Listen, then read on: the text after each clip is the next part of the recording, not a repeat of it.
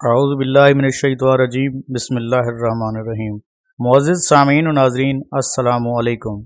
پہلا زوار قبر امام حسین علیہ السلام، حضرت جابر بن عبداللہ انصاری۔ حضرت جابر بن عبداللہ انصاری ایک جلیل القدر صحابی رسول تھے۔ آپ کا شمار حضرت محمد مصطفیٰ صلی اللہ علیہ وسلم کے نامور صحابہ میں ہوتا ہے۔ آپ سے بہت سی روایات نقل کی گئی ہیں۔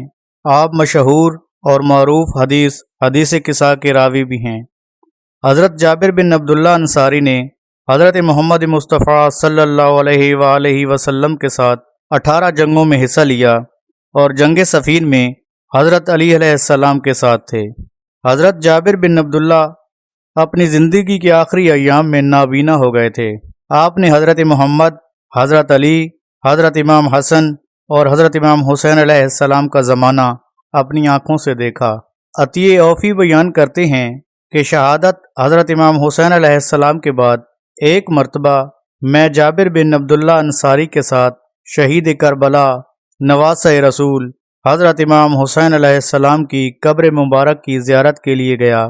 وہ روایت کرتا ہے کہ جب ہم کربلا کی زمین پر پہنچے تو حضرت جابر بن عبداللہ انصاری نے نہر فرات پر غسل زیارت کیا اور ایک سفید لباس زیب تن کیا، خوشبو لگائی اور غریب کربلا کی قبر کی طرف چل پڑے۔ قبر سے کچھ فاصلے پر جب پہنچے تو جابر بن عبداللہ انصاری کی حالت عجیب ہو گئی۔ یا حسین، یا حسین کی آواز بلند کرتے آنکھوں سے آنسوؤں کا نہ رکنے والا سلسلہ تھا۔ آپ تیز تیز قدموں کے ساتھ آگے بڑھے اور بے ساختہ غریب کربلا کی قبر مبارک پر جا کر گر پڑے۔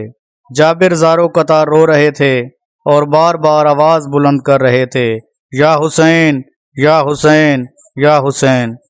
جب بار بار پکارنے کے بعد کوئی جواب نہ آیا تو قبر حسین کو گلے لگا کر جابر نے کہا، کیا ایک دوست اپنے دوست کو جواب نہیں دے گا؟ اور پھر خود ہی جواب دیا، اے جابر، وہ کیسے جواب دے گا تم کو جس کا سر تن سے جدا کر دیا گیا ہو؟ اس کے بعد امام حسین علیہ السلام کی قبر مبارک پر بیٹھ کر کچھ سلام ادا کیے۔ اس کے بعد جابر نے بآواز بلند کہا، میں گواہی دیتا ہوں کہ آپ حق پر تھے اور آپ نے وہی کیا جو یحییٰ ابن زکریا نے کیا، حق کا دفاع کیا اور شہادت کو گلے لگا لیا۔